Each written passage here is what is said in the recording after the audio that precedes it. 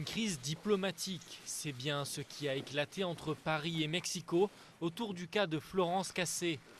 Le président Nicolas Sarkozy a décidé lundi de dédier l'année culturelle du Mexique en France à cette Française condamnée définitivement à 60 ans de prison pour enlèvement. Piqué au vif, le Mexique n'a pas tardé à riposter. Il s'est retiré des célébrations culturelles pour protester contre ce qu'il qualifie d'ingérence dans ses affaires judiciaires. Tant que les conditions indispensables au déroulement de l'année du Mexique, conformément aux termes accordés par sa réalisation, ne seront pas réunies, le gouvernement du Mexique sera malheureusement dans la impossibilité de participer aux activités. La crise n'a eu de cesse de s'envenimer. Indignation, c'est le terme utilisé par Michel Alliot-Marie à l'Assemblée nationale pour décrire les sentiments du gouvernement face à l'attitude mexicaine. Et d'ajouter que la France ne laisserait pas tomber sa ressortissante, emprisonnée depuis 2005.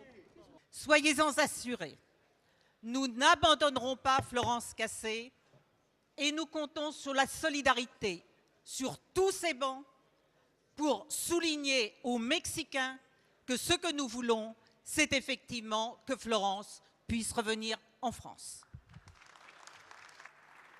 Le transfèrement de Florence Cassé en France, c'est bien là que réside la pomme de discorde entre les deux pays. Paris, qui dénonce des irrégularités judiciaires dans le dossier, demande que la condamnée purge sa peine dans l'Hexagone. Tout comme la famille de la détenue, qui continue de clamer son innocence depuis sa cellule. De toutes les façons, elle est condamnée à 60 ans de prison au Mexique. Alors les faire au Mexique ou les faire en France, nous on préfère qu'elle soit près de nous. Une option catégoriquement rejetée par le Mexique. Florence Cassé ne dispose plus d'aucun recours légal. Elle ne peut désormais compter que sur un accord diplomatique.